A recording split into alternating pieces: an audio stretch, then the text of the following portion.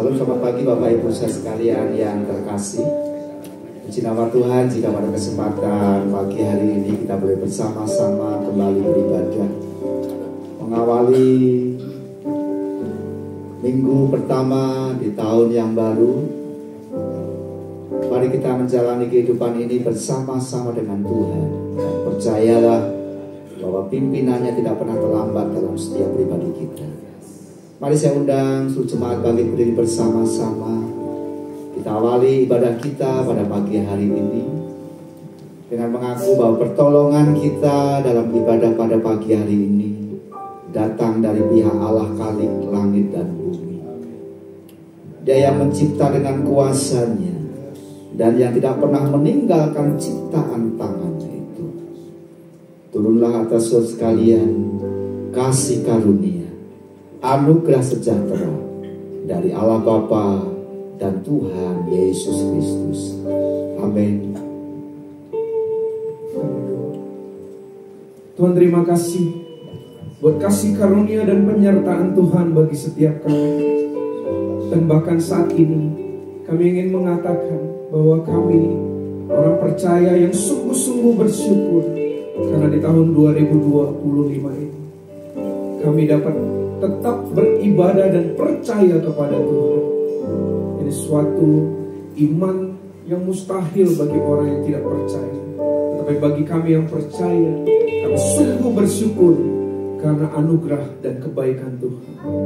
Tolong setiap kami Tuhan, kami datang untuk memuji dan menyembah Tuhan sebagai ucapan rasa syukur kami atas penyertaan Tuhan di sepanjang tahun 2024. Dan kami ingin mengawali tahun 2025 dan mempercayakan seluruh kehidupan, pekerjaan dan setiap usaha kami. Ini setiap kami Tuhan, kami datang beribadah kepada Tuhan. Kami berdoa juga bersama-sama menyuarakan untuk orang-orang di sekitar gedung Tulip Guest House ini Tuhan.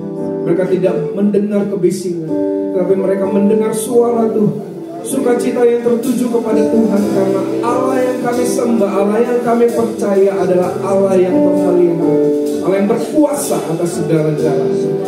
Terima kasih Tuhan. Kau berkati setiap kami yang beribadah, Kau pimpin setiap kami yang melayani Tuhan, sehingga suara Tuhan, cahaya Tuhan, kebaikan Tuhan terpancar dari setiap kami. Mari Tuhan, layakkan setiap puji-pujian ibadah kami agar berkenan bagi Tuhan. Kami berdoa untuk setiap jemaat yang sedang melangkahkan kakinya dan yang belum melangkahkan kakinya. Mereka datang untuk beribadah kepada Tuhan, untuk bertemu dengan kami, untuk menyuarakan suara Tuhan yang sudah kami alami satu minggu yang berjalan di dalam kehidupan kami. Terima kasih Tuhan, kami akan memuji, menyembah Tuhan. Mari setiap kita yang percaya katakan haleluya, amin. Shalom Bapak Ibu. Ini ibadah pertama kita di tahun 2025. Kita bersyukur kalau Tuhan memimpin langkah setiap kita. Amin. Amin. Mari berikan salam dulu kepada samping kiri dan kanan kita. Selamat tahun baru. Dan 1 bulan ke depan kita akan belajar menjadi prajurit Kristus. Nah, minggu pertama ini kita akan diajak untuk mengenal siapa Allah yang menjadi komandan seorang prajurit Kristus. Amin Bapak Ibu. Saya percaya tahun demi tahun kita membaca Alkitab, gemari, kita selalu beribadah dan kita mengenal dan ingin lebih mengenal Tuhan. Firman Tuhan di dalam Roma 8 ayat 28 mengatakan, setiap kita tahu bahwa Allah turut bekerja di dalam segala sesuatu bagi setiap kita yang percaya dan mengasihi Tuhan. Amin. Kita akan melantunkan firman Tuhan ini, pujian kepada Dia yang memelihara hidup. Allah turut bekerja dalam segala hal, untuk datangkan kebaikan bagi Dia yang mengasihi Tuhan dengan segenap hidupnya. Allah turut bekerja dalam segala hal.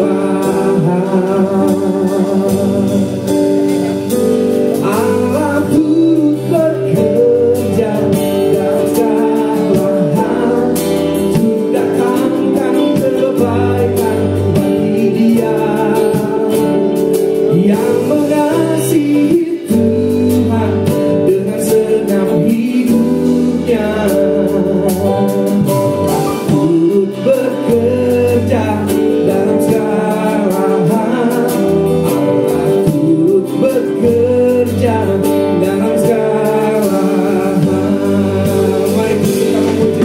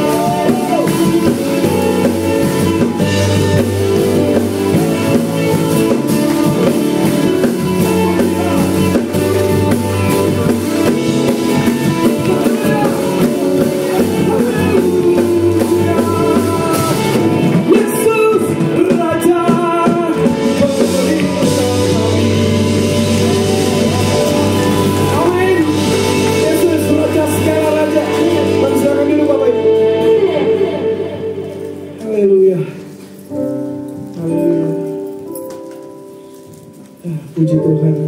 Saya percaya setiap kita terus, bahkan setiap hari mengalami akan pemeliharaan dan kebaikan Tuhan. Amin Bapak Ibu.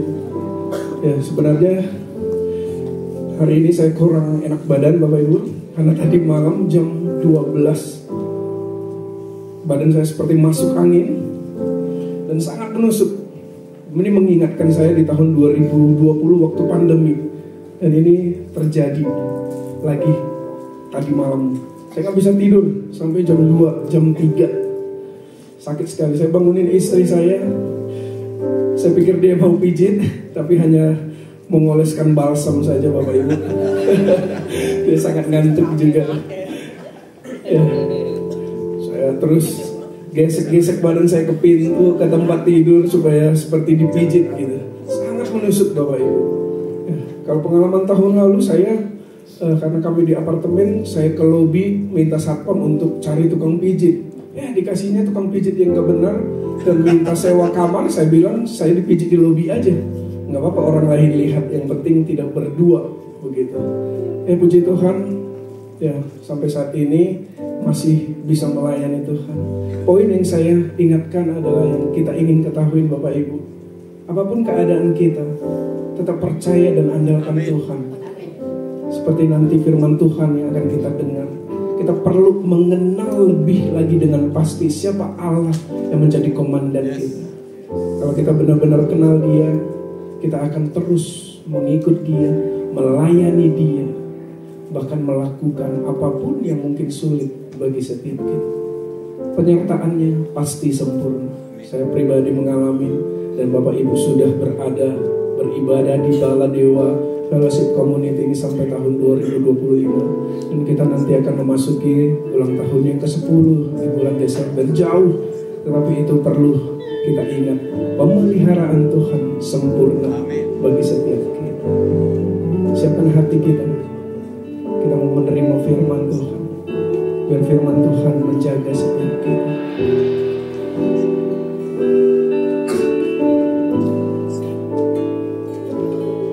Penyertaan-Mu Tuhan, segalanya bagiku. Hadir-Mu di hidupku, terutama bagiku.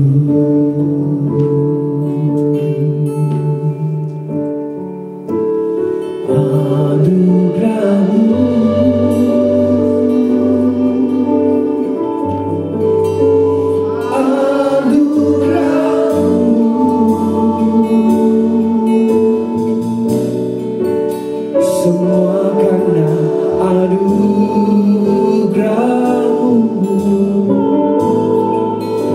bukan karena kekuatanku.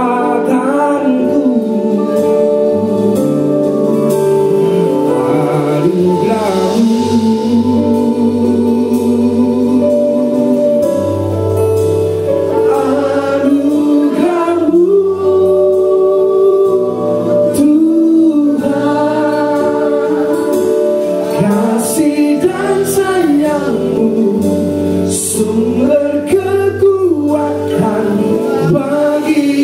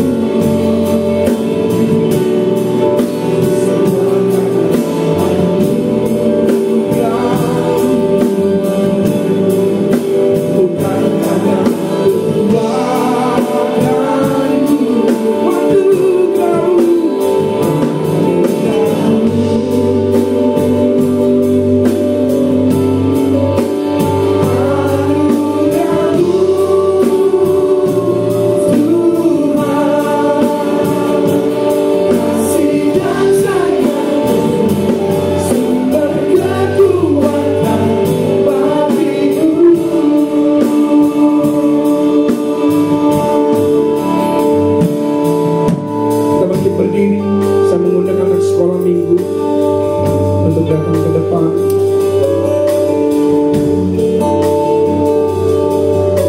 Untuk terlebih dahulu kita bersama-sama mendoakan agar setiap anak-anak kita, anak-anak sekolah minggu juga diberikan anugerah dari penyertaan Tuhan yang sama melalui firman.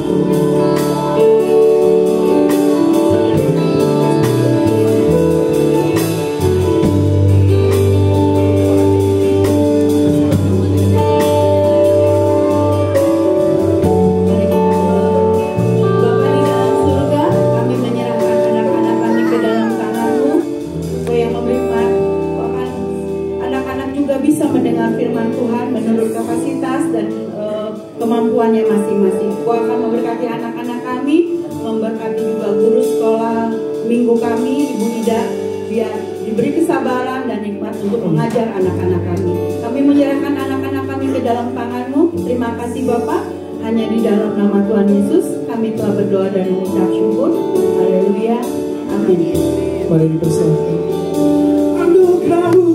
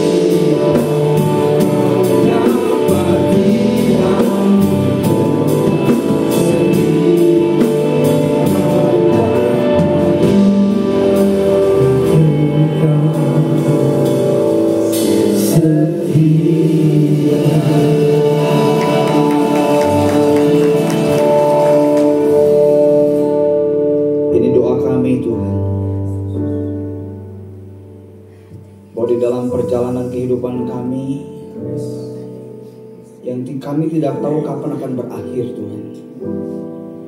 Tapi satu hal yang kami rindukan Tuhan, ketika waktunya tiba Tuhan, Kau boleh melihat bahwa kami tetap setia Tuhan.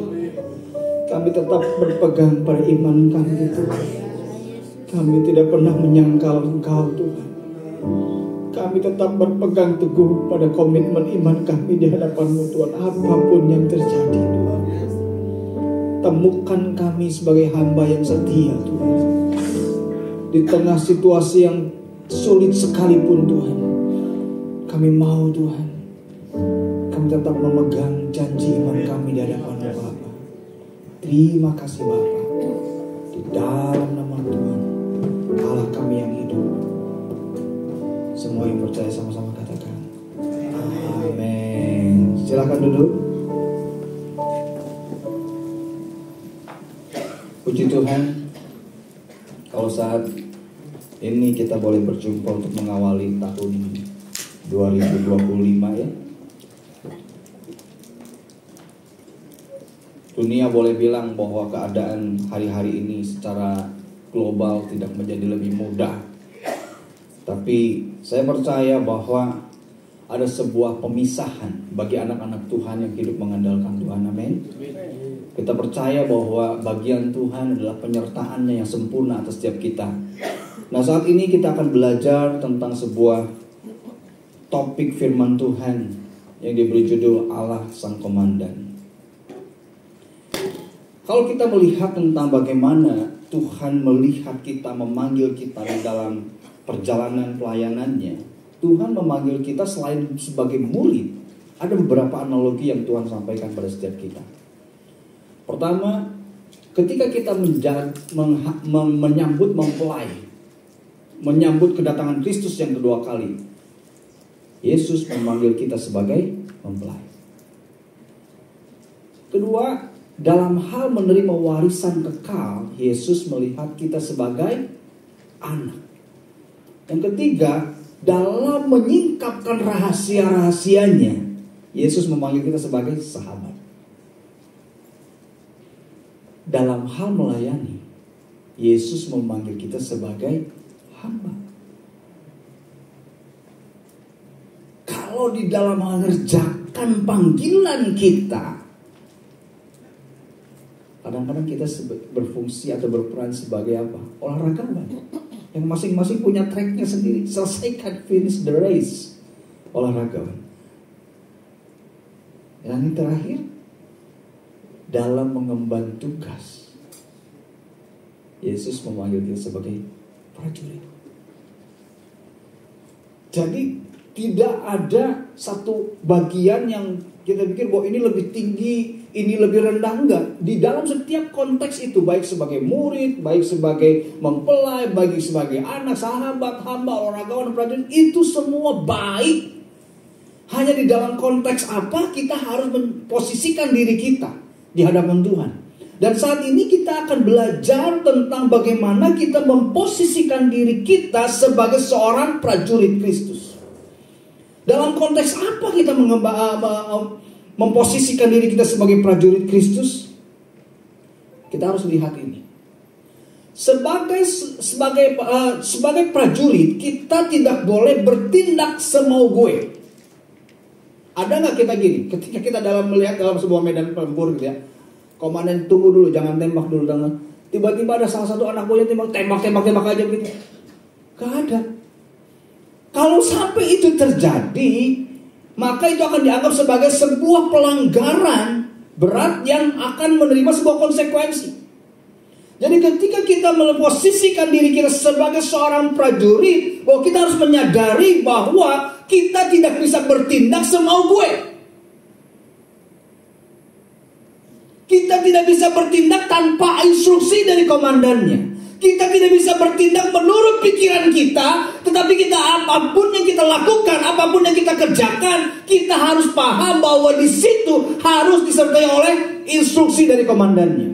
Ini posisi sebagai seorang prajurit. Fokus seorang prajurit adalah menuntaskan misi dari komandannya. Gak ada tuh prajurit yang punya misi sendiri. Keinginan sendiri. Saya bukan daerah itu yang saya mau taklukkan. Saya pengennya daerah ini. Nggak ada.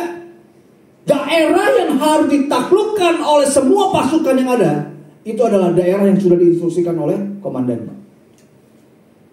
Dan itu menjadi suksesinya bagi seorang prajurit ketika bisa menuntaskan apa yang menjadi misi dari komandan. Dan kita pelajari bahwa apa yang Tuhan posisikan di dalam kehidupan kita, seorang komandan pasti mengutus prajuritnya. Gak ada komandan yang tidak memberikan putusan, tidak memberikan misi kepada anak. Dan siapa yang memberikan komando atas setiap kita lihat di dalam Keluaran 3 ayat 14-15 bilang begini. Firman Allah kepada Musa, aku adalah aku. Kalau dalam bahasa Ibrani-nya kan aku adalah aku itu Yahweh. Yahweh lagi berfirmannya, beginilah kukatakan kepada orang Israel itu, Allah itu, aku adalah aku, telah mengutus aku kepadamu. Supaya gak pusing, Yahweh aja bacanya. Jadi aku adalah aku itu supaya Allah itu, Tuhan yang Maha Kudus itu mengutus Musa kepada orang-orang yang dipimpin Musa pada saat itu. Selanjutnya berfirmanlah Allah kepada Musa, beginilah kau katakan kepada orang Israel, Tuhan Allah nenek moyangmu, Allah Abraham, Allah Ishak, Allah Yakub telah mengutus aku kepadamu, itulah namaku untuk selama-lamanya dan itulah sebutan turun-temurun. Jadi ketika kita bicara tentang bagaimana hubungan antara komandan dengan prajuritnya, kita harus menyadari bahwa siapa komandan kita adalah Allah itu sendiri dalam kehidupan kita. Allah yang menjadi komandan atas kehidupan kita, Allah yang menaruhkan misi atas kehidupan kita. Dan bagian kita adalah menuntaskan misi yang diberikan oleh Allah itu. Konteks ini, konsep ini sudah terjadi ketika Tuhan menjadikan manusia. Jadi tentang proses pengutusan ini sebenarnya bukan suatu hal barang baru yang memang seolah-olah itu terjadi setelah proses penebusan, enggak. Bahwa ketika Tuhan menjadikan manusia di Taman Eden, konsep pengutusan itu sudah ada. Kalau kita lihat di dalam Kejadian 1:26 bilang begini, berfirmanlah Allah, baiklah kita menjadikan manusia menurut gambar dan rupa kita, supaya mereka berkuasa atas ikan-ikan di laut, dan burung-burung di udara, dan atas ternak, dan atas seluruh bumi, dan atas segala binatang melata yang merayap di bumi. Kalau dilihat dari ayat ini proses penciptaannya sudah jadi atau belum? Coba perhatikan, sudah terjadi atau belum? Baiklah kita menjadikan manusia menurut gambar dan rupa kita. Udah jadi belum manusianya? Belum. Ini masih ide. Kejadian 1 ayat 26 itu masih merupakan ide, bahwa di antara semua ciptaan yang sudah Tuhan kerjakan itu, Tuhan Allah kita punya ide untuk menciptakan yang namanya manusia, di mana di ciptaan ini tergambar gambaran Allah di dalam dirinya. Terus ketika Allah menjadikan manusia menurut gambarnya Allah, apakah itu hanya untuk ditempatkan di situ saja? No. Tuhan punya misi untuk manusia yang ada di bumi itu. Misinya untuk apa? Bagian kalimat berikutnya dikatakan apa? Supaya mereka berkuasa dan bla bla bla. Itu idenya. Jadi ketika Tuhan menjadikan manusia di Taman Eden sebagai makhluk ciptaan yang paling mulia di antara semua ciptaan yang ada, Tuhan menaruhkan misi atas manusia untuk berkuasa, bla bla bla bla. Oke. Itu idenya. Lalu di ayat 27-28 kita melihat bagaimana ide itu mulai direalisasikan. Tadi baiklah kita. Baru di ayat 27 bilang, maka Allah menciptakan manusia menurut gambar dan menurut gambarnya, dan menurut gambar Allah diciptakannya dia laki-laki dan perempuan diciptakannya mereka. Sama dengan apa yang tadi ayat 26. Kita lompat dulu kepada ayat 28. Beranak cuculah, bertambah banyak, penuhilah bumi, taklukkanlah, berkuasalah, sesuai dengan apa yang tadi idenya di awal. Tetapi di antara gambaran Allah itu dan misinya itu, Tuhan melakukan satu hal atas setiap kita manusia. Yaitu apa? Di tengah-tengah itu Allah memberkati mereka. Apa arti ketika saya merenungkan tentang hal ini? Oh iya ya, ketika Tuhan menaruhkan misi atas manusia untuk mengerjakan sesuatu, Tuhan melakukan sesuatu dulu supaya manusia punya kapasitas, punya kemampuan untuk apa? Mengerjakan misinya. Dengan cara apa? Memberkati mereka. Jadi ketika Tuhan melihat bahwa manusia harus mengerjakan apa yang menjadi kerinduan Tuhan di atas bumi itu, Tuhan tahu dia tidak bisa melakukan dengan kekuatannya sendiri. Tuhan tahu bahwa dia tidak bisa mengerjakan dengan kemampuannya sendiri. Tapi Allah mau supaya apa yang dikerjakannya itu terjadi. Maka Allah memberkati manusia itu. Supaya apa? Manusia punya kemampuan mengerjakan misinya Tuhan.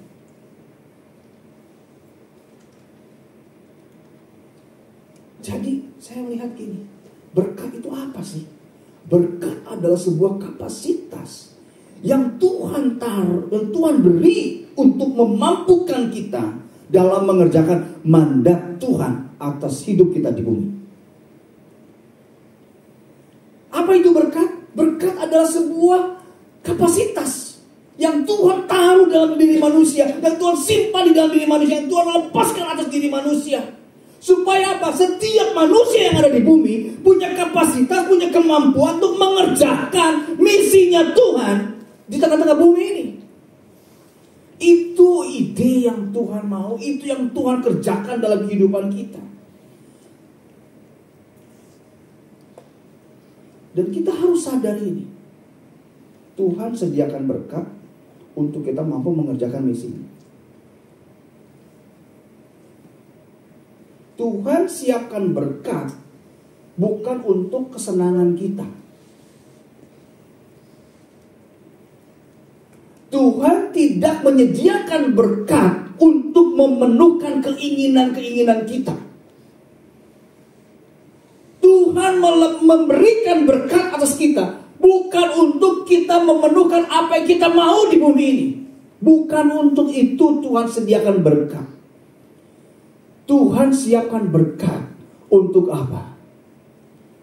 Untuk kita punya kemampuan menuntaskan misinya Tuhan. Jadi, kalau kita berdoa, siapa di sini yang suka berdoa minta Tuhan berkati aku Tuhan? Coba angkat tangannya, jujur. Ada yang berdoa minta berkat? Ada? Nah, semua kita ya. Kalau nggak yang angkat tangan berarti doanya minta kutuk berarti. Doanya berkat kan? Ketika kita berdoa seringkali kita tidak lupa untuk Tuhan berkati aku, Tuhan berkati aku, Tuhan berkati aku. Coba cek dari seluruh doa-doa kita minta berkat. Pernah nggak kita doanya minta Tuhan tunjukkan misinya Tuhan atas hidupku?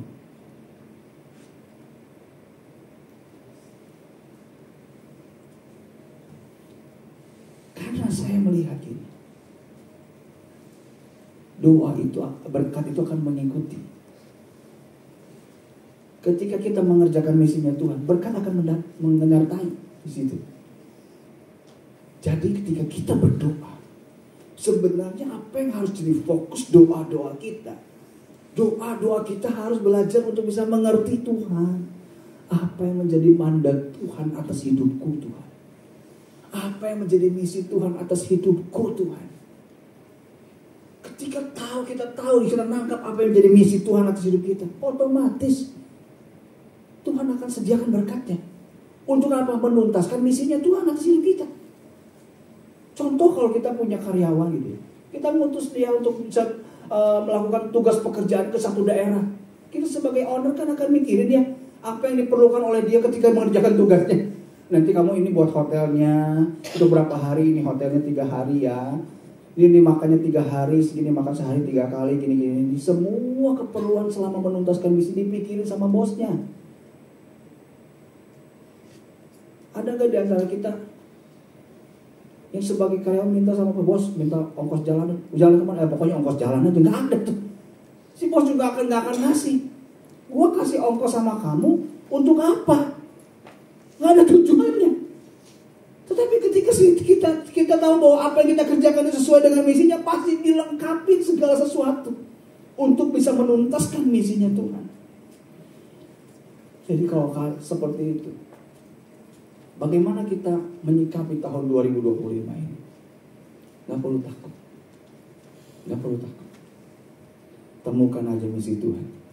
Apa yang harus kita kerjakan selama tahun 2025 ini. Maka segala hal yang diperlukan Tuhan akan sediakan.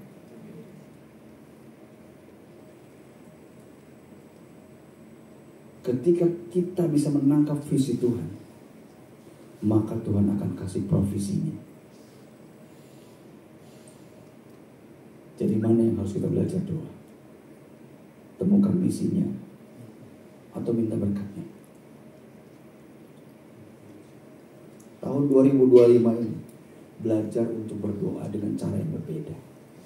Bukan lagi doa minta berkat, tapi doa Tuhan kami supaya aku mengerjakan misi di tahun ini untuk apa Tuhan? Tuhan, apa misi Tuhan atas hidupku selama tahun 2025 ini Tuhan? Tangkap itu, maka berkat menyertai. Jangan cuma kita fokusnya minta berkat, tapi nggak jelas tujuan berkat itu untuk apa.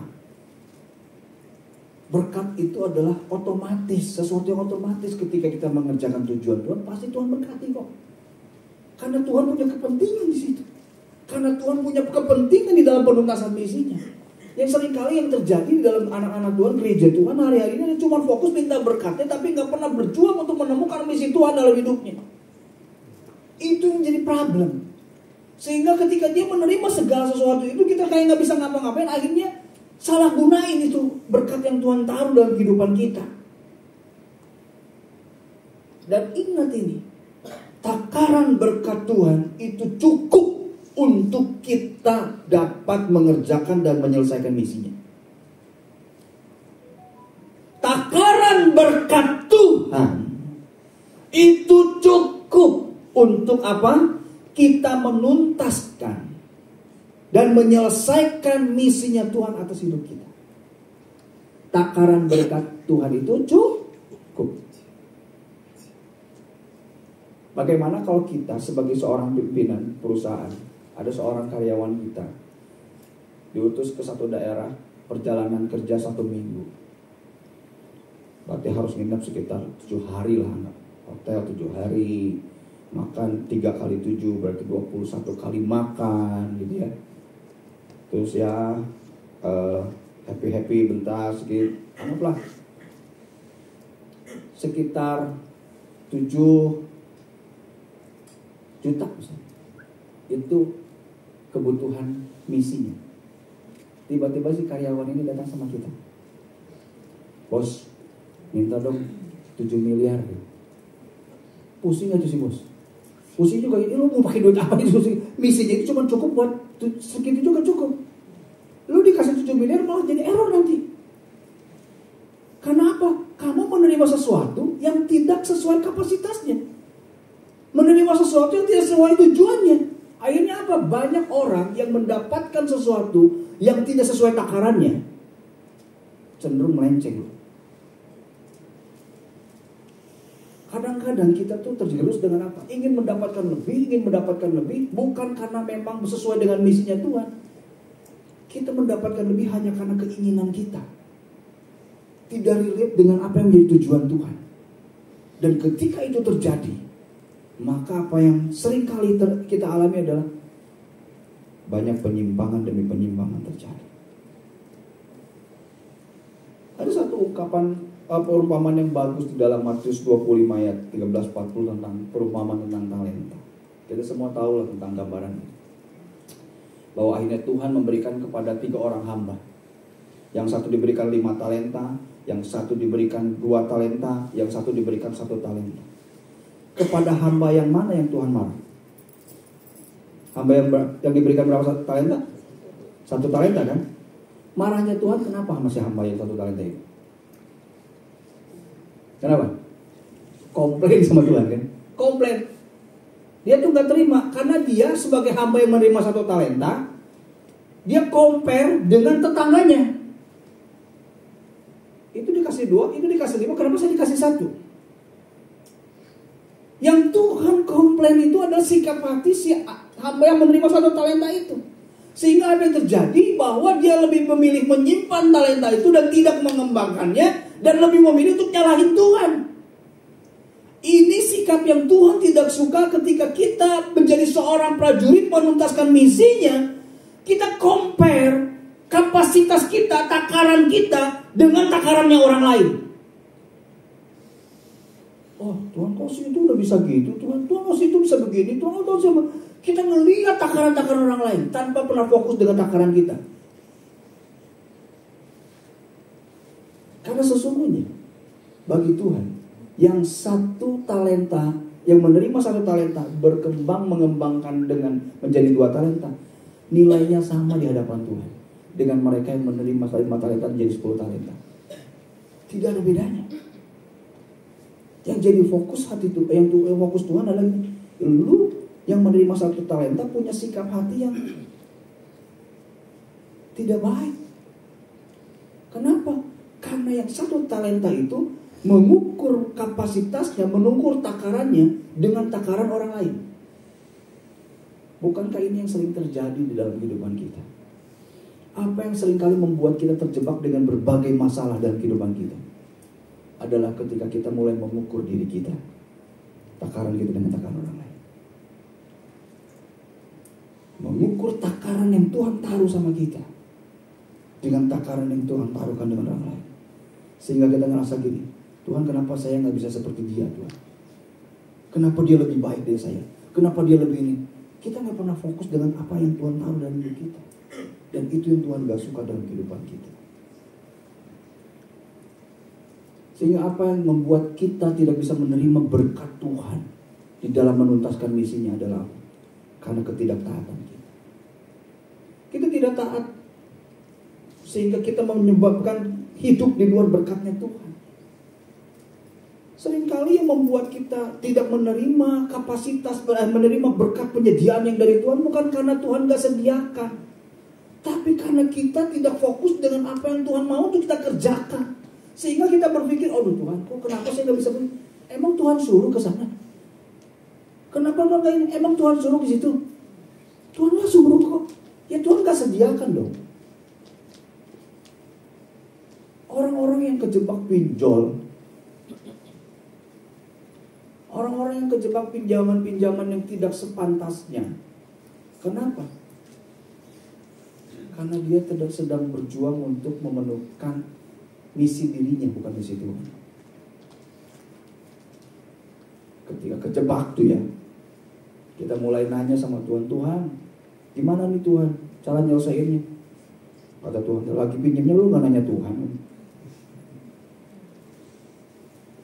Lu lagi pinjamnya gak nanya Tuhan. Tapi begitu ditagih lu nanya Tuhan gimana selesainya. Nah, kadang-kadang kita kejebak dengan situasi-situasi yang memang sebenarnya kesulitan demi kesulitan terjadi. Itu karena kita tidak belajar bersyukur dengan takaran yang Tuhan taruh dalam hidup kita. Dan kita mulai lihat takaran orang lain. Disitulah timbul masalah.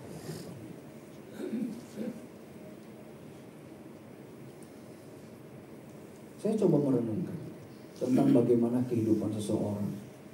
Kok kayaknya orang-orang ini secara effort juga nggak luar biasa banget mendapatkan kapasitas demikian. Yang ini kayaknya effortnya sedemikian besar tapi kapasitas sedikit.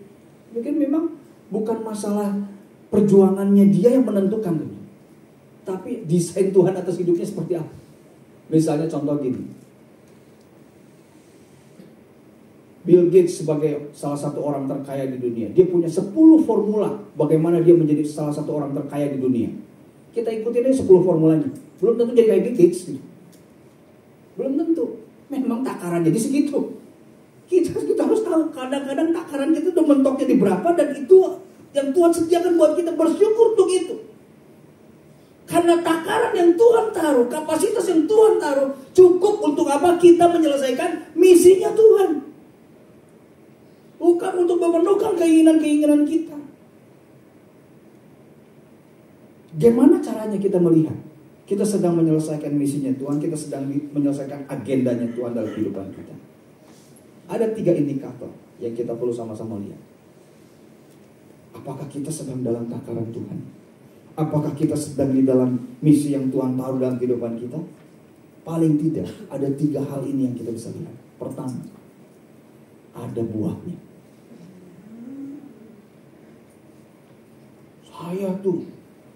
Saya tahu pasti dipanggil Tuhan menjadi seorang penginjil. Selama 10 tahun menjalankan misinya, nggak ada yang bertobat. Itu berarti nggak berbuah. Aneh. Karena kalau dia dipanggil sebagai seorang penginjil, dia punya pengurapan khusus untuk menobatkan orang. Saya tuh dipanggil oleh Tuhan oleh menjadi gembala. Selama 10 tahun. Bukan bertambah tapi berkurang. Ya mungkin perlu dipertanyakan kapasitas kita sebagai apa. Saya tuh dipanggil Tuhan menjadi pelayan Tuhan di marketplace, di dunia usaha. Semua usaha yang kita jalankan bangkrut semua. Ya mungkin takarannya bukan di situ. Harus belajar gini. Ketika kita tahu takaran yang Tuhan taruh, kita mulai mengidentify di bagian mana, di bidang mana kita berbuah. Itu salah satu indikator. Yang kedua, selain dari berbuah, apa yang kita kerjakan memberi dampak yang kuat. Ada dampaknya. Saya kadang-kadang merenungkan begini. Ketika Tuhan memanggil kami di dalam pelayanan pendidikan. Tuhan memanggil kami dalam pelayanan pendidikan. Dengan segala keterbatasan kami. Kami melihat penyediaan Tuhan itu ada. Sampai dari kita mulai itu dari 2004. Berarti sudah 20 tahun sampai sekarang. Kita sekolah kami itu bukan sekolah yang disupport oleh gereja, disupport enggak. Orang-orang yang mendukung itu adalah orang-orang yang tidak terikat di dalam itu. Tapi kami bisa bertahan selama 20 tahun. Dari karyawan cuma 2 orang, sekarang udah 40 orang. Dan lebih dari itu, kadang-kadang saya ngeliat gini, saya ketemu sama seorang hamba Tuhan. Kak, coba aja kalau mau bikin sekolah gini-gini. Apa yang diomongkan, dia ikutin dan jadi sekolahnya itu. Saya ngomong lagi sini, kamu gini-gini. Oh ya gitu ya, bikin sekolah, jadi itu. Ada beberapa sekolah yang memang hanya sekedar ngomong gitu ya, kamu jadi. Saya pikir, kenapa ya bisa begitu? Saya melihat gini, ketika kita ada di dalam tracknya Tuhan, pasti punya dampak hidup kita. Di area itu Tuhan kasih kekuatan. Di area itu Tuhan kasih influence yang kuat. Sampai kita renungkan ada beberapa banyak sekolah-sekolah yang ada. Mungkin itu juga karena memang terjadi cuma gitu-gitu aja kan. Saya cuma kasih inspirasi begini, begitu. Jadi sekolah. Saya renungin, ya itulah. Itu mah penyediaan Tuhan, itu mah kapasitas yang Tuhan kasih. Dan yang ketiga, punya otoritas. Orang yang berjalan di dalam misinya Tuhan. Orang yang berjalan di dalam kehendak Tuhan. Orang yang berjalan dalam panggilan dan purpose Tuhan.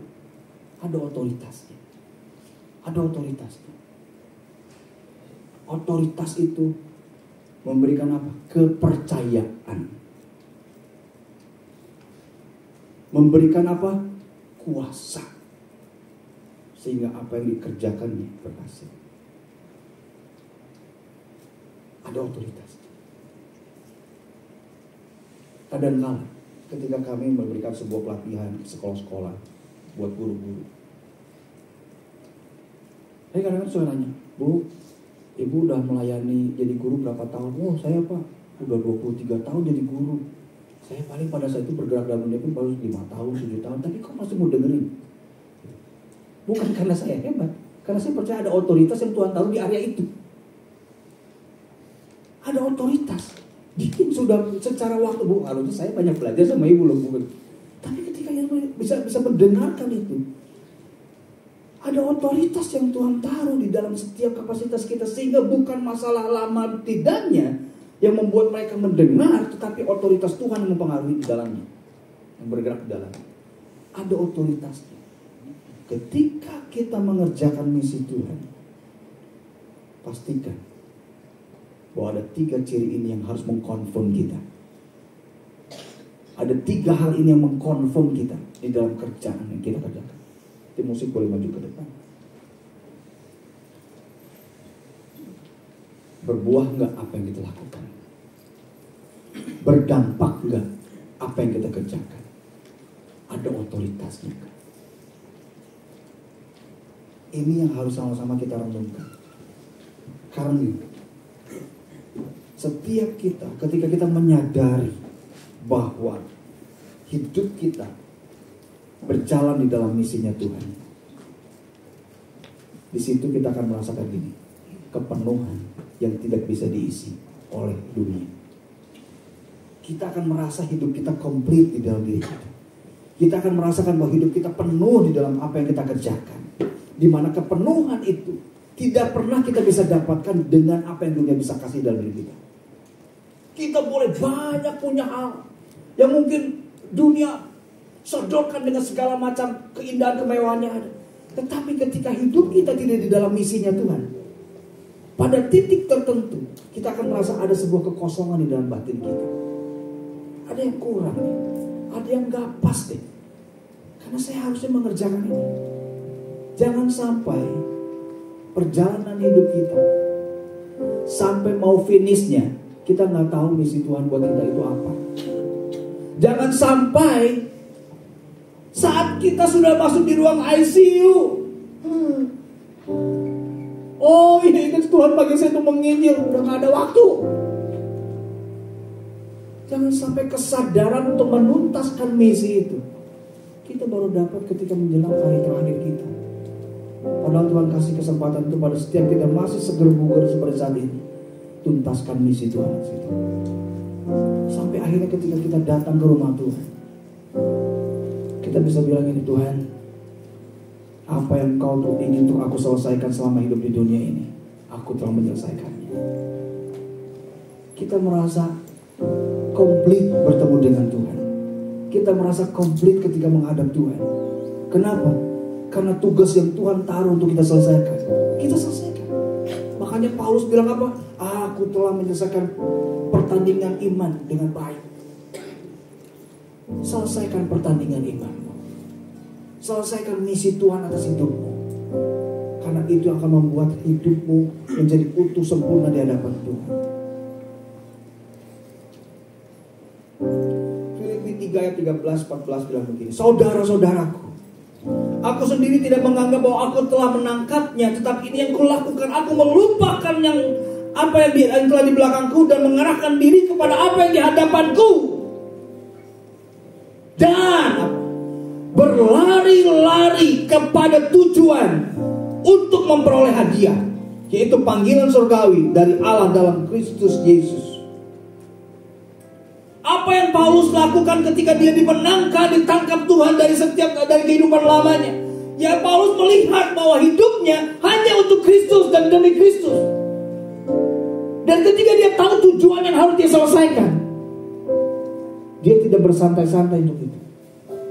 Dia tahu saya harus selesaikan sampai garis akhir. Dan dia tahu punya waktu yang terbatas untuk menyelesaikan. Sehingga apa yang dikerjakan? Berlari-lari menunjukkan ada sebuah waktu yang tersedia begitu mepet. Sehingga dia harus berlari. Dan menunjukkan kesungguhan hati untuk menyelesaikan misi hidupnya. Itu yang harus kita sama-sama kerjakan. Sehingga dia tahu apa yang dikerjakannya, Tuhan sudah sediakan upah bagi kehidupan kita. Dalam perjalanan kekristenan kita, ingat 3 hal ini.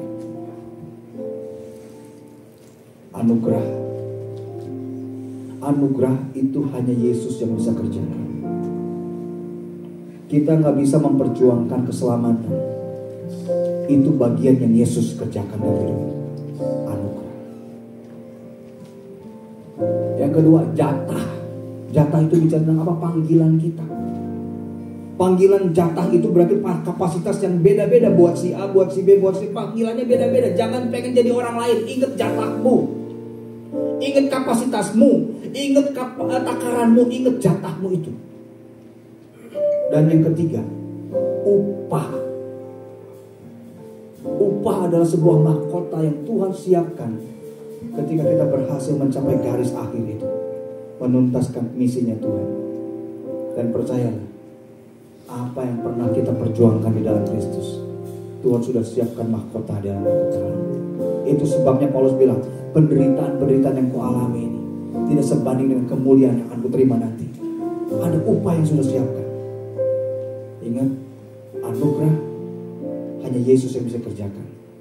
Jatah itu bicara tentang kapasitas dan panggilan kita yang masing-masing berbeda. Dan yang terakhir, upah adalah mahkota yang sudah Tuhan siapkan buat kehidupan kita. Kita sama-sama tundukkan kepala saat itu. Yes Lord Jesus, thank you.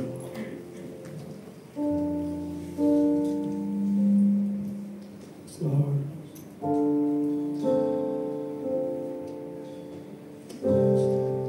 Yes Lord Jesus.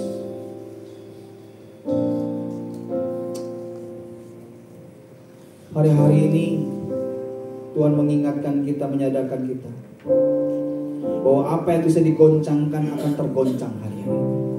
Dan biarlah apa yang tinggal tetap di dalam diri kita, itu yang akan terus kita bawa.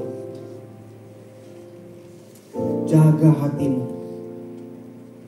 untuk tetap fokus dengan apa yang Tuhan untuk ingin kau tuntaskan selama kau hidup di dunia ini. Biarlah anugerah Tuhan menyertai atas hidupmu sampai akhir. Yes Lord.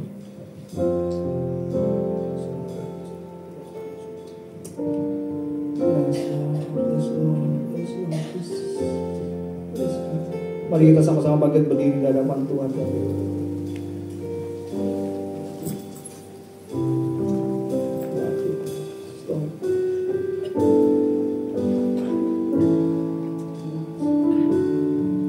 Penyertaan-Mu sempurna.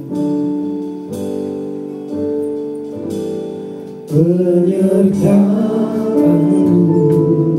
Tuhan. Yes Lord. Biarlah ini menjadi pujian ketika Tuhan memanggil hidupmu. Janji Tuhan untuk melepaskan berkat atas apa yang kau kerjakan, supaya kau bisa menyelesaikan misi yang Tuhan taruh dalam hidupmu. Tuhan tidak pernah meninggalkanmu sendiri untuk menuntaskan misi. Tuhan tidak pernah meninggalkanmu sendiri untuk menyelesaikan panggilannya. Tuhan menyiapkan kapasitas, Tuhan menyiapkan berkat untuk kau bisa menyelesaikan misi yang Tuhan taruh. Yang Tuhan mau hanya belajar taat terhadap apa yang Tuhan minta untuk kau kerjakan. Ada anugerah Tuhan yang memampukan engkau. Anugerah Tuhan yang membawa kepada sebuah penyediaan demi penyediaan yang Tuhan taruh dalam hidupmu. Semua kesanggupanmu datang dari Tuhan. Semua kesanggupanmu datang dari Tuhan. Bukan karena kau mampu, bukan karena kau hebat, tapi karena anugerah Tuhan.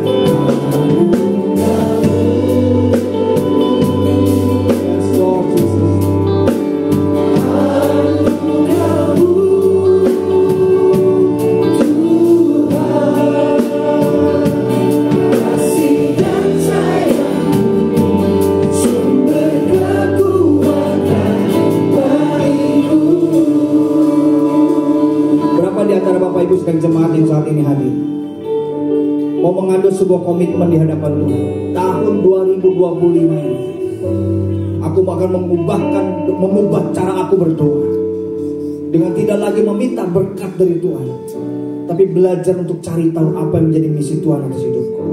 Kau bolehkan taruhkan tanganmu kananmu di dadamu saat ini. Belajar untuk cari tahu Tuhan selama tahun 2025 ini. Tuhan, apa yang kau mau untuk aku kerjakan Tuhan. Belajar untuk mengubah cara berdoamu saat ini.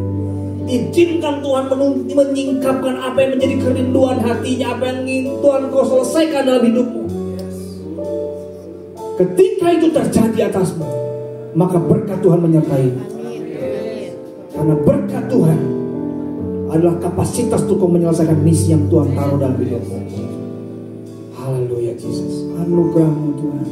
Haleluya.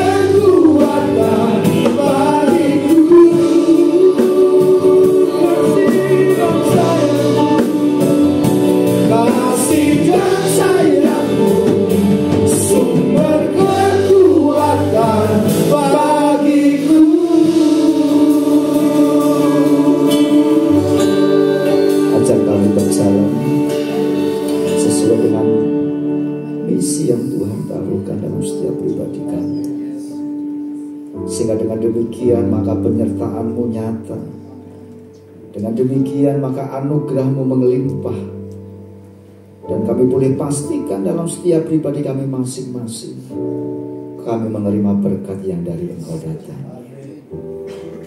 Terima kasih, kami boleh berkata, Engkau Tuhan komandan hidup kami, yang menuntun, yang mengarahkan, yang memimpin, yang memerintah, dan menyertakan berkat. Kau memberkati hamba-Mu Bapak Santiasa yang sudah menyampaikan dengan firman. Tuhan memakai, Tuhan mengurapi, menambah-nambahkan hikmat serta kapasitas dalam hidup, dalam pekerjaan, dalam pelayanan bersama dengan keluarga, sehingga di situ Tuhan memimpin dengan luar biasa, menjadi berkat bagi banyak orang dimanapun hamba-Mu melayani dan Tuhan pakai. Ditinggikan dan dipermuliakan nama Tuhan. Siapkan setiap kami boleh melakukan kebenaran firman. Di dalam nama Tuhan Yesus Kristus kami berdoa. Haleluya. Amin.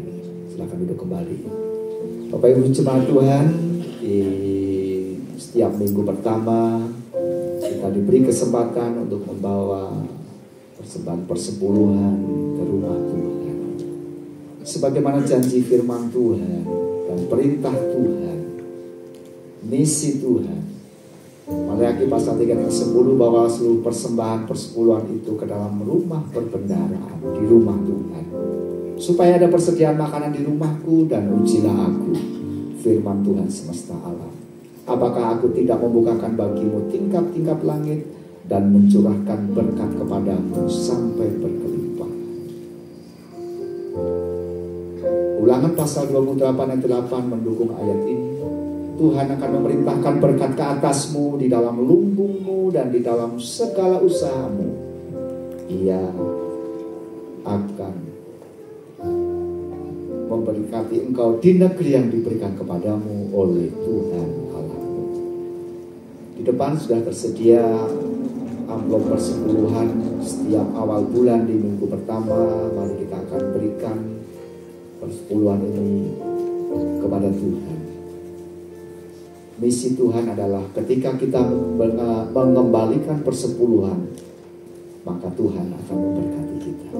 Tuhan akan membukakan tingkap-tingkap langit dan mencurahkan berkat bagi kita semua. Mari saya undang bangkit berdiri bersama-sama. Alurnya setelah Bapak Ibu mempersembahkan persembahan tangan lewat kantong kolektor atau para kolektan, sesudah itu Bapak Ibu maju ke depan dan memasukkan persembahan persepuluhan ini ke kotak yang tersedia. Mari kita berdoa. Bapa di dalam surga, kami mengucap syukur kepada Engkau. Kalau kami boleh diberikan kesempatan untuk mengembalikan apa yang Tuhan percayakan, dari 1/10 apa yang kami terima, kami bawa ke perbendaharaan, ke rumah Tuhan. Kami percaya sebagaimana janji firman-Mu, Engkau mencurahkan berkat. Kami percaya ketika kami taat kepada perintah, kepada misi komandan kami yaitu Engkau, maka Engkau menyertakan berkat bagi kami. Taat dan belajar disiplin, itulah perintah-Mu. Kami lakukan karena kami tahu Engkau menyediakan yang terbaik. Kami mau berikan persembahan yang terbaik bagi Tuhan. Biarlah persembahan ini boleh dikelola bagi pekerjaan Tuhan dan bagi hormat nama Tuhan. Terima kasih Bapa dalam surga, kami siap memberi yang terbaik kepada-Mu. Dalam nama Tuhan Yesus Kristus. Amin.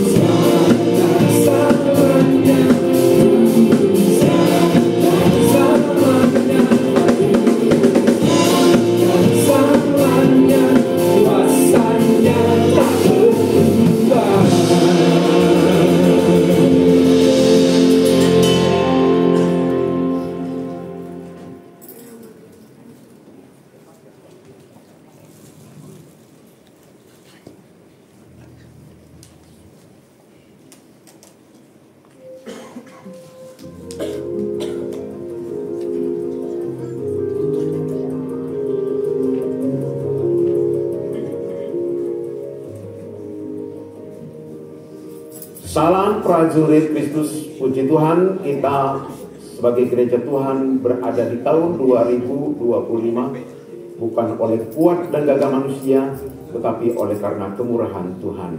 Tema 2025 gereja Tuhan mengambil satu judul Soldier in Solidarity. Bagaimana prajurit di dalam kebersamaan dan solidaritas membangun kekuatan dan kemajuan bersama. Pada bulan Januari, prajurit Kristus itulah yang menjadi tema bulanan kita. Pada minggu yang pertama, Allah di dalam Kristus Yesus, dialah sang komandan kita. Seluruh jemaat dibawa kepada satu pengenalan kepada Allah di dalam Yesus Kristus, bahwa dialah sang komandan kita. Pada minggu yang kedua, siap komandan. Melalui tema firman Tuhan ini, bagaimana jemaat sebagai prajurit Kristus memiliki ketaatan yang penuh kepada sang komandan. Pada minggu yang ketiga, awas bahaya disersi. Orang-orang yang meninggalkan tugas dan tidak bertanggung jawab adalah satu masalah di dalam hidup sebagai prajurit. Karena itu, sebagai prajurit Kristus, tidak ada tugas yang ditinggalkan, dan penuh dengan tanggung jawab, dia setia sampai akhir. Tema firman Tuhan pada minggu yang keempat, bukan komandan biasa. Memberikan pengajaran kepada seluruh jemaat supaya mengenal Kristus Yesus, Sang Komandan. Dia bukan komandan yang biasa. Dia rela berkorban dan mau mati bagi kita semua. Selamat berjuang sebagai prajurit Kristus. Tuhan Yesus memberkati.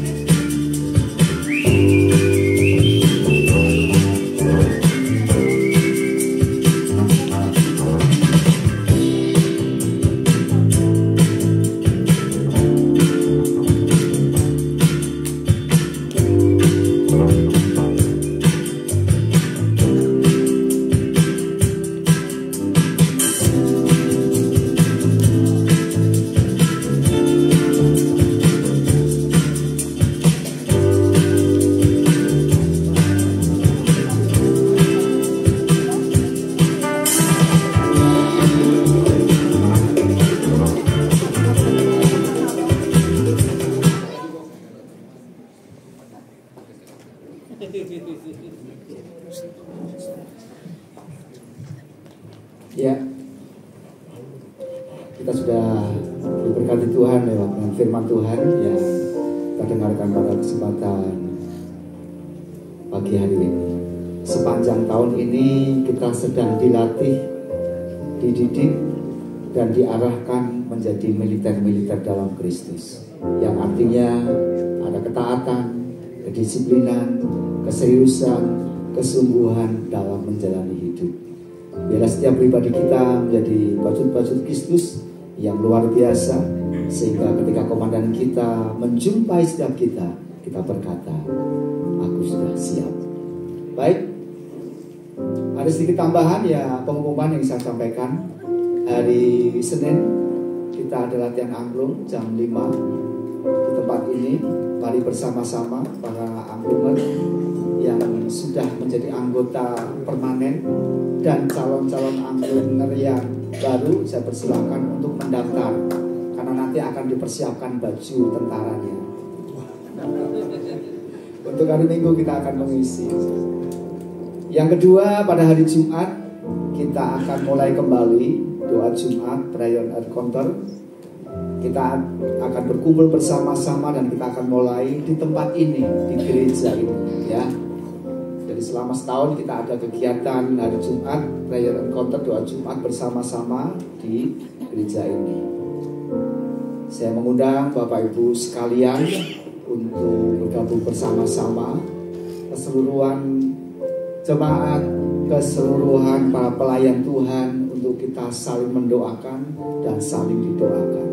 Dengan kekuatan doa kita boleh merasakan bahwa ada kuasa, ada mujizat yang besar dan ajaib dinyatakan. Selamat datang kepada Bapak Ibu yang baru pertama kali hadir di tempat ini. Terima kasih. Dengan kehadiran Bapak Ibu, kami menyambutnya kembali untuk minggu depan dan kegiatan-kegiatan gerejawi selama berlangsung. Terima kasih, Tuhan Yesus memberkati. Berkaitan dengan di depan ada beberapa hadiah yang sudah disediakan, disiapkan. Barangkali aku mau menyampaikan teknisnya supaya jangan salah.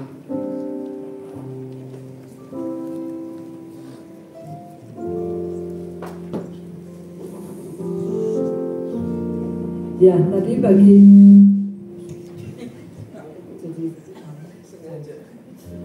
Bapak Ibu tadi yang sudah menerima hadiah kehadiran, ya, silakan disimpan dengan baik-baik, terutama yang dapat voucher Jogja, ya. Karena tadi semua sudah dicek ya, semua sudah ada dalam amplop masing-masing. Lalu kemudian mulai tahun ini yang belum dapat hadiah, ya, yang merasa selama tahun kemarin hadir dan belum dapat hadiah, pulangnya bisa mengambil hadiah di samping, ya. Jadi yang sudah dapat hadiah sudah selesai hadiahnya, itu aja, ya.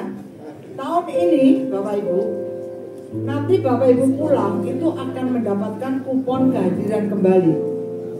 Dan tahun ini Bapak Ibu harus kumpulkan sendiri, nggak boleh dititipkan lagi. Kenapa? Akhir tahun nanti kita akan mengadakan basar, ya. Jadi setiap Bapak Ibu boleh pilih hadiah sendiri. Nah, jadi untuk penukaran hadiah tahun ini itu pakainya kupon. Nah, jadi kalau yang rajin bisa beli misalnya, ya, mobil-mobilan, ya bukan mobil-mobilan gitu ya, buat cucunya maksudnya, ya. Nah, itu nilainya pasti besar. Per kuponnya berapa itu rahasia. Nah, ya, supaya apa Bapak Ibu rajin. Kalau saya kasih tahu sekarang, per kuponnya 50.000 misalnya. Oh, gampang lah, setahun mas saya hadir 3 bulan aja cukup. Nah, ini enggak. Jadi kuponnya, nilai kupon itu rahasia. Dan kupon itu harus dipegang Bapak Ibu sendiri. Nggak boleh dititip-titipkan lagi dan tidak diakumulasi. Contoh, misalnya rajin sekeluarganya Pak Ong, ya, dia kuponnya 25 misalnya. Anaknya cuma 4. Nah, mungkin anaknya ya, dia bilang, Pipi titip aja ya supaya nilainya tinggi. Nah, itu nggak boleh. Supaya Kevin sama Michelle juga rajin, gitu ya. Gitu ya. Nah, jadi nggak boleh diakumulasi. Setiap orang punya kupon masing-masing, gitu ya. Kalau hilang gimana Bu? Ya itu maaf ya, resiko sendiri, gitu ya. Hah? Ya, besok sekali lagi angklung. Kita bersyukur angklung kita ini sudah rupanya cukup terkenal loh Bapak Ibu, ya. Oh, tepuk tangan dulu buat angklung ya. Natal kemarin diminta oleh Natalnya di Mekarwangi, ya. Tahun ini awal tahun diminta oleh PGPK, itu Persekutuan Gereja-Gereja se-Bandung. Tepuk tangan tuh kata Pak Om juga ya. Angklungnya besok kalau Pak Om nggak datang yang tepuk tangan ini ya. Nah, kita suruh kasih konsumsi double gitu ya. Nah, nanti bagi Bapak Ibu yang ikut, tolong besok harus hadir karena latihannya cuma sekali ya. Dan kita akan tampil di acara Imlek di tempat ini nanti tanggal 2 Februari. Jadi pastikan tim angklung itu akan hadir. Lalu sekali lagi 2 Jumat saya mengundang seluruh jemaat karena tempatnya sekarang sudah besar di tempat ini. Jam 6 sampai jam 7 malam di tempat ini kita akan berdoa bersama-sama. Itu saja pengumuman dari saya, tambahan tentang kupon kehadiran. Ya, saya serahkan lagi kepada Pak Gembala. Silakan. Ya, mari saya undang semua pagi ini bersama-sama. Kita akan akhiri ibadah kita pada pagi hari ini di dalam doa. Bapa di dalam surga, kami mengucap syukur. Kehadiran-Mu Tuhan sangat berarti bagi setiap pribadi kami masing-masing. Ketika kami bersembah sujud di hadapan-Mu, memuji memuliakan nama-Mu, mendengarkan firman-Mu, dan melakukan apa yang menjadi bagian kami kepadamu, kami percaya Engkau menyediakan berkat yang spesial sesuai dengan firman-Mu. Jerih payah kami tidak sia-sia di dalam Tuhan. Kami percaya ada sesuatu yang Tuhan siap sediakan bagi kami. Bapa, tuntun kami, pimpin kami, bawa kami selama dan sepanjang setahun 2025 ini untuk tetap setia di dalam Tuhan. Karena kami tahu dengan kesetiaan kami, maka Engkau dapat di kehidupan kami sebagai hamba yang boleh berkenan di hadapan-Mu. Tuhan, ajar setiap kami boleh setia, rajin di dalam berdoa, doa-doa yang kami adakan setiap waktu, secara pribadi maupun bersama keluarga, maupun bersama dengan jemaat setiap Jumat di tempat ini. Demikian biarlah membawa kami menikmati pengalaman-pengalaman rohani ketika kami membaca Alkitab, membaca kembali setiap hari. Dan kami boleh semakin bertumbuh bersama-sama ketika kami bergabung di dalam gift-gift yang tersedia. Dengan pertumbuhan iman kami, rohani kami, maka kehidupan kami boleh merasakan bahwa Engkaulah Tuhan Allah dan Gembala kami yang sesungguhnya. Bapa, terima kasih. Kami menyerahkan, ya Tuhan, saudara kami yang tidak bisa bergabung pada kesempatan pagi hari ini. Engkau tahu apa yang menjadi kesulitan, kesukaran masing-masing, dan apa yang menjadi kesibukan masing-masing. Kami bersama-sama bersatu hati berdoa untuk saudara kami yang dalam keadaan sakit. Mari Engkau jamah, mari Engkau sembuhkan, dan mari Engkau pulihkan. Dan dalam nama Yesus kesembuhan Tuhan berikan. Saudara kami yang dalam pergumulan usaha, pekerjaan, ekonomi, Engkau memberikan pertolongan secara sempurna, sehingga hidup mereka, usaha mereka, pekerjaan mereka diberkati Tuhan. Yang sedang dalam studi, Tuhan juga memberikan hari depan, masa depan yang cerah, karena kami tahu masa depan sungguh ada di dalam Tuhan. Terima kasih. Kami membawa dalam doa untuk bangsa dan negara kami Indonesia ini Tuhan. Kami percayakan ke dalam tangan-Mu, karena kami tahu Engkau ada di tengah-tengah negeri kami. Dan kami rindu negeri kami menjadi negeri yang takut akan Tuhan. Para pemimpinnya adalah orang-orang yang taat kepada Tuhan, hidup berkenan di hadapan Tuhan, sehingga orang-orang percaya anak Tuhan pun menjadi terang dan cahaya kebenaran bagi mereka semua. Terima kasih Bapa dalam surga. Kami menyerahkan seluruh pelayan Tuhan yang sudah ambil bagian di dalam pelayanan pada pagi hari ini. Tanpa terkecuali, Tuhan memakai, Tuhan mengurapi, Tuhan memberkati. Dan pelayanan-pelayanan selanjutnya adalah pelayanan-pelayanan yang indah, pelayanan-pelayanan yang berkenan dan menyenangkan hati Tuhan. Engkau memberkati perkembangan jiwa-jiwa yang di tempat ini, baik dari sekolah minggu. Ketika sekolah minggu mulai dirintis, anak-anak sekolah minggu mulai berdatangan, mulai rindu, haus untuk semakin dekat dengan Tuhan. Membawa setiap kami boleh memperhatikan anak-anak sekolah minggu untuk bertumbuh di dalam kebenaran firman Tuhan. Engkau memberkati guru-guru sekolah minggu yang ada di dalamnya. Demikian remaja, pemuda, kaum wanita, kaum pria, sinodbija, keseluruhannya boleh bertumbuh bersama-sama di dalam Tuhan.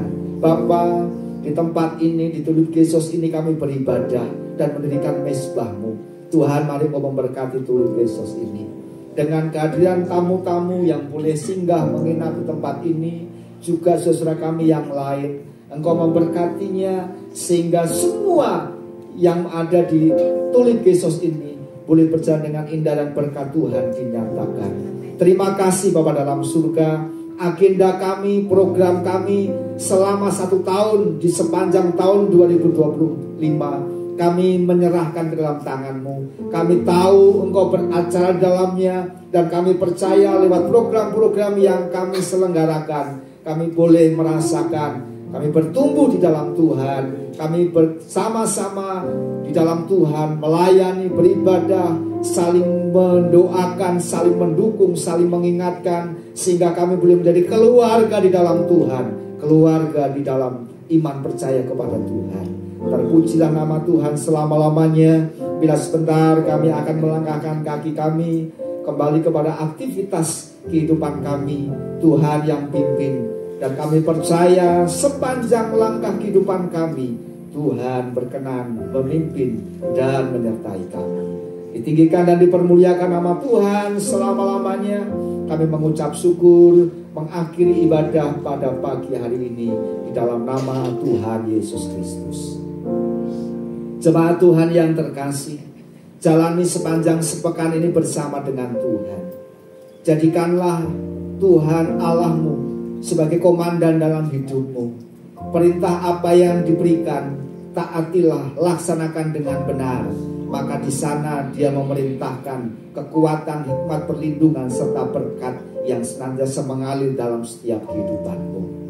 Arahkan mata hati, tengadahkan tangan dan terimalah berkat. Tuhan memberkati engkau dan melindungi engkau. Tuhan menyinari engkau dengan wajah-Nya dan memberi engkau kasih karunia. Tuhan menghadapkan wajah-Nya kepadamu dan memberi engkau damai sejahtera.